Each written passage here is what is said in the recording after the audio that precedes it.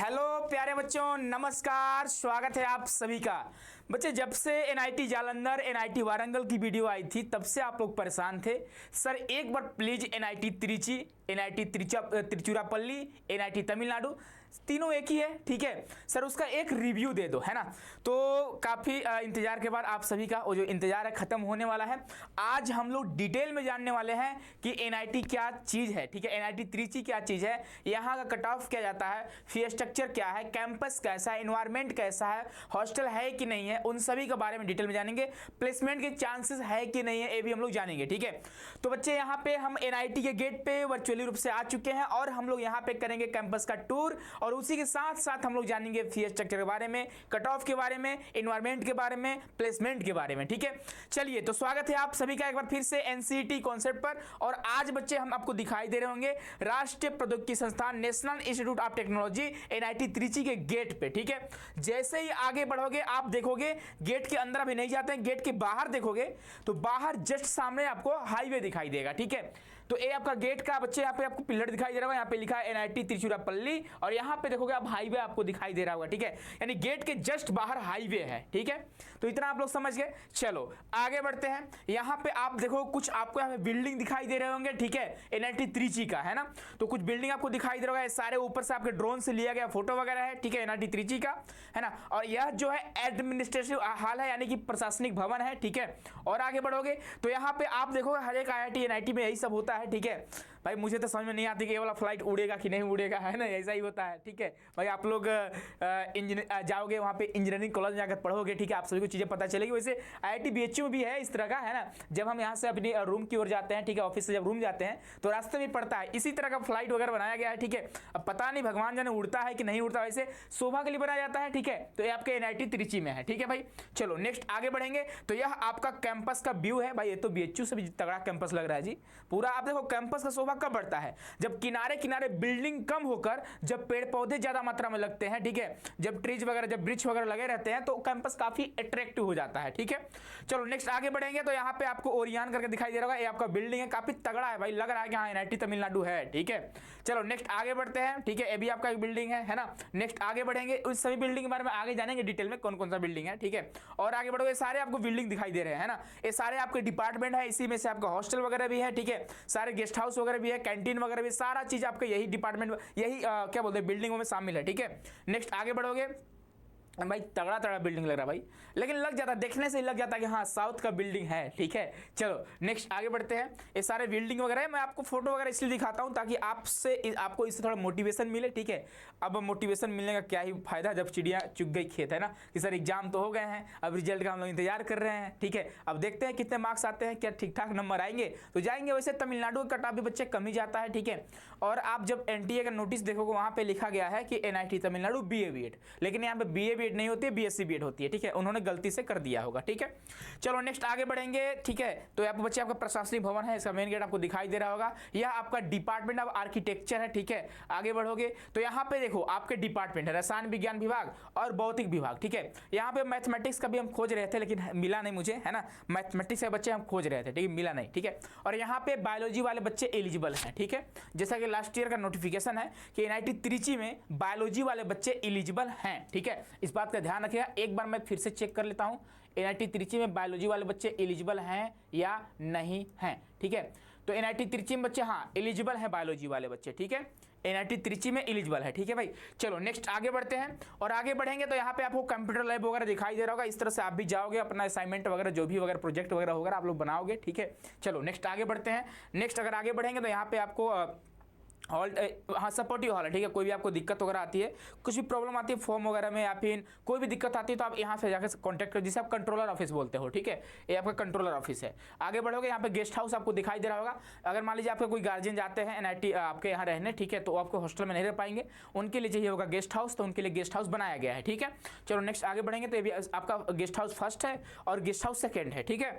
चलो दो guest house यहाँ पे अवेलेबल है। हॉस्पिटल भी है कि अगर आपको कोई तबियत वगैरह खराब वगैरह होती है तो भाई हॉस्पिटल की जरूरत पड़ेगी, है ना। तो यहाँ बच्चे हॉस्पिटल भी अवेलेबल है, ठीक है। इस बात का ध्यान रखिए भाई, हर एक आईआईटी में, हर एक यूनिवर्सिटी में हॉस्पिटल कंपलसरी होता है क्योंकि बच्चे का तबियत वगैरह खराब होता रहता है, ठीक है। नेक्स्ट आगे देखोगे, अगर हॉस्टल की बात करेंगे तो हॉस्टल सभी बच्चे को मिल जाती है। हॉस्टल का आपको एक नज़ारा यहाँ पे दिखाई दे रहा होगा, गर्ल्स हॉस्टल भी है, बॉयज हॉस्टल भी है, सभी बच्चों को, ऑल स्टूडेंट को हॉस्टल मिल जाती है। ठीक है, हम आगे बात करेंगे हॉस्टल के फी के बारे में भी, लेकिन अभी नहीं बात कर रहे हैं। और यहाँ पे आप देखोगे ये आपका किचन वगैरह है। ठीक है, यानी कि आपका मेसेस वगैरह है, मेस वगैरह जाओगे, आपके 2 मेस यहाँ पे अवेलेबल हैं। ठीक है, यहीं पे आप जाओगे, खाना पीना खाओगे। ठीक है, ये आपके मेस का अंदर का नज़ारा आपको दिखाई दे रहा होगा। यह बात करेंगे बच्चे, सेंट्रल लाइब्रेरी है, यानी हर एक डिपार्टमेंट वाले बच्चे यहाँ पे पढ़ने आते हैं। एक आपका डिपार्टमेंट का लाइब्रेरी होता है और एक जो होता है बच्चों आपका सेंट्रल लाइब्रेरी होता है। ठीक है, तो डिपार्टमेंट का लाइब्रेरी तो आपके फैकल्टी में ही होगा। ठीक है, लेकिन एक सेंट्रल लाइब्रेरी होता है जहां आप सारे डिपार्टमेंट वाले बच्चे, जिसका नाम है केंद्रीय, है ना, केंद्रीय ग्रंथालय। ठीक है, तो सारे डिपार्टमेंट वाले बच्चे आकर यहाँ पे पढ़ाई करते हैं। काफ़ी अंदर का जो माहौल है काफ़ी तगड़ा होता है, तो आप जाकर पढ़ सकते हो। ठीक है, आपको देखने से ही लग रहा होगा, है ना, कि काफ़ी तगड़ा है। ये आपके लाइब्रेरी के बुक्स वगैरह हैं। ठीक है, आगे ध्यान रखिएगा। नेक्स्ट, यह बच्चे आपका योगा हॉल वगैरह है, जहाँ पे कुछ एक्टिविटी वगैरह होती रहती है। यहाँ पे जिम वगैरह जा सकते हो आप। ठीक है, कुछ गेम वगैरह, इंडोर गेम वगैरह खेलने होंगे तो खेल सकते हैं आप लोग। ठीक है, नेक्स्ट देखो, अगर हम लोग आगे बढ़ेंगे तो क्या क्या चीज़ आपको जानना है NIT तमिलनाडु के बारे में। ठीक है, तो यहाँ पे आप देखोगे, ठीक है, कि नेशनल एक मिनट भाई, कुछ चीज़ें आपको समझनी बच्चे, यहाँ पे थोड़ा आप डाउट में रहोगे। ठीक है, डाउट में एक्चुअली मैं भी हो चुका हूँ। ठीक है, वैसे मैं नहीं हूँ, है ना। देखो, national institute of Tiruchirappalli offer BSc BEd secondary stage. ठीक है भैया, पिछले का साल का नोटिस है। ठीक है, उसके बाद यहाँ पे बोला गया है कि आप यहाँ पे मेजर सब्जेक्ट के रूप में फिजिक्स, केमिस्ट्री और मैथमेटिक्स ले सकते हो। बोलोगे सर आप तो बायोलॉजी बोल रहे थे, लेकिन पता नहीं यार, लास्ट ईयर बायोलॉजी में एडमिशन हुआ था। ठीक है, लेकिन क्या पता, अब देखो क्या होता है। ठीक है, लेकिन यहाँ पे जब नोटिस अगर देख रहे हैं हम लोग, तो यहाँ पे मैथमेटिक्स की बात कर रही है। ठीक है, यहाँ पे आपके NCT का एग्जाम दिया होना चाहिए और ये सारे सब्जेक्ट आपके कंपलसरी है। क्लास 12th में भी आपके क्या होना चाहिए, फिजिक्स, केमिस्ट्री और मैथमेटिक्स होने चाहिए। ठीक है, देख रहे हो भाई, है ना।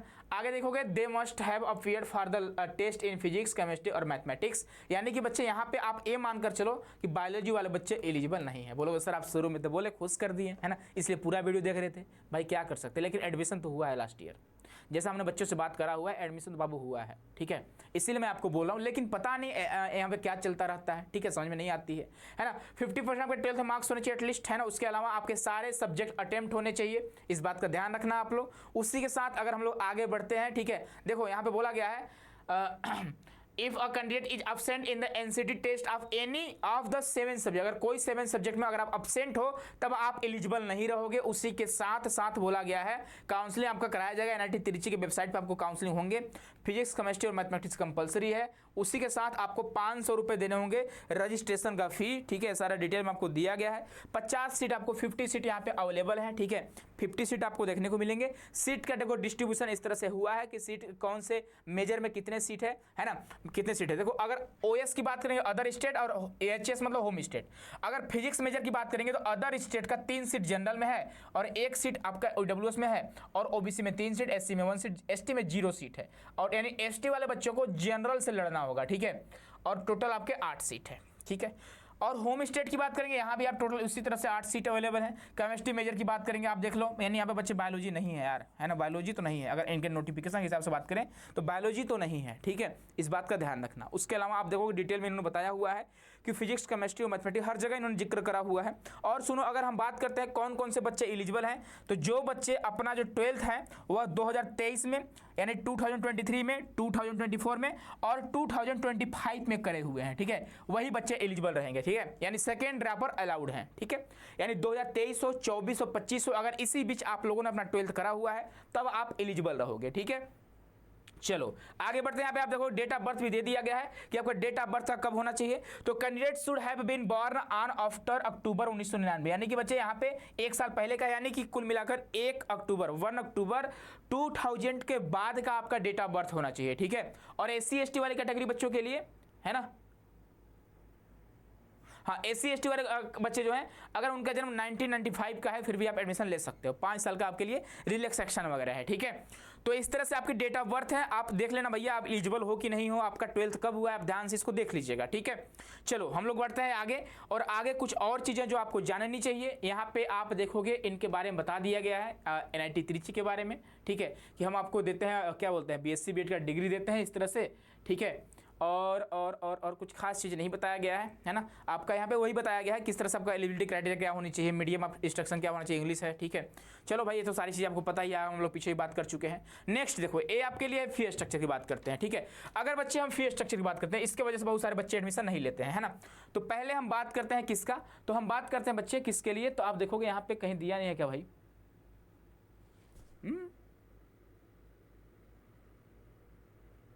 ठीक है चलो। हाँ, कैटेगरी ओपन, ईडब्ल्यूएस, ओबीसी, यानी जनरल कैटेगरी हो गया, ओबीसी कैटेगरी हो गया और ईडब्ल्यूएस कैटेगरी हो गया, ठीक है। ट्यूशन फी देने होंगे आपको फर्स्ट सेमेस्टर में 5000, सेकंड में 5000, यानी लगातार आपको हर एक सेमेस्टर में ट्यूशन फी देना है 5000 रुपये, ठीक है। यानी 5000 ही है, 50,000 है, इकाई दहाई सैकड़ा हजार, ओ माय गॉड, मुझे लगा 5000 है। लो भाई 50,000 है, ठीक है। उसी के साथ अगर हम टोटल एनुअल फी की बात करेंगे तो फर्स्ट सेमेस्टर में 22,850, सेकेंड में कुछ फीस नहीं लगेगा, बस आपका ट्यूशन फी लगेगा। यानी दूसरे सेमेस्टर में, सेकेंड सेमेस्टर में 50,000 लगेंगे। उसी के साथ थर्ड में इतने लगेंगे, फोर्थ में कुछ नहीं लगेगा, फिफ्थ में इतने लगेंगे, और यहाँ कुछ नहीं लगेगा, यहाँ पे इतने लगेंगे, यहाँ पे कुछ नहीं लगेगा, ठीक है। इस तरह से है ना। तो ठीक है भाई, कुछ हद तक सही है। कुल मिलाकर अगर आप देखते हो सब टोटल, अगर इसको काट पीट दे तो टोटल पहले साल आपको देने होंगे, पहले सेमेस्टर में आपको देने होंगे 1,05,000 रुपए, ठीक है। यानी 1 लाख आपको देने होंगे कब, फर्स्ट सेमेस्टर में, सेकेंड सेमेस्टर में 50,000, थर्ड में आपको 75,000, फोर्थ में 50,000, फिफ्थ में आपको बच्चे इतने देने होंगे, सिक्स में इतने देने होंगे 50,000, सेवन में 80,000 और एट्थ में आपके 50,000, जोड़ो पूरा तो भैया 1 लाख, 2 लाख, 2 लाख आपके यहाँ से हो गए, ठीक है, 2 लाख आपके यहाँ हो गए, है ना। उसके अलावा अगर बात करते हैं तो 8 7 15 हो गया, यानी 8 8 जोड़ो 80,000, 8 2 16, 8 3 24, 2,40,000, ठीक है। यानी 2.5 लाख रुपए, 4.5 लाख रुपए, 4.5 लाख यहाँ हो गया और 1 लाख है, यानी कुल मिलाकर 5.5 लाख रुपए आपके लगने वाले हैं सिर्फ और सिर्फ एकेडमिक फी स्ट्रक्चर, ठीक है।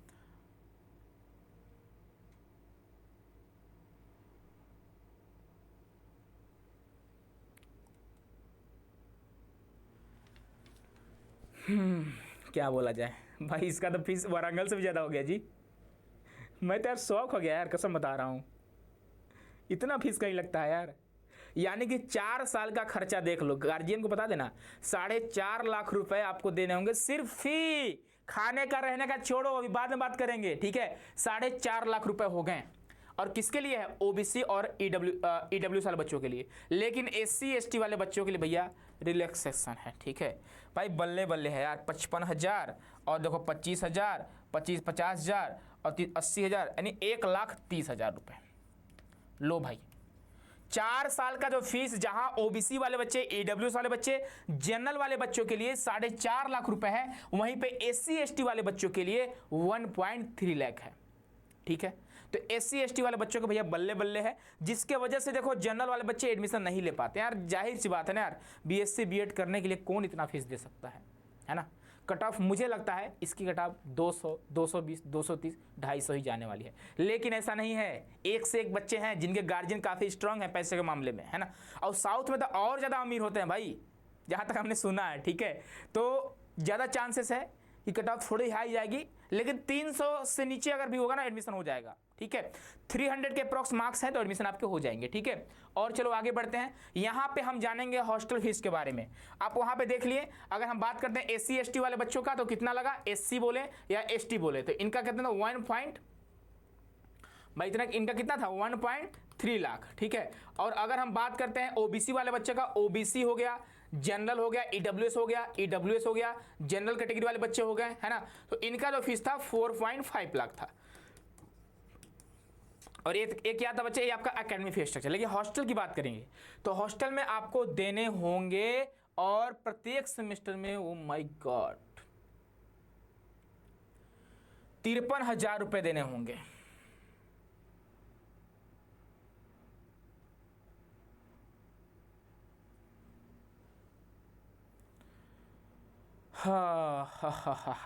सिलेक्टेड है भी, ठीक है ठीक है ठीक है।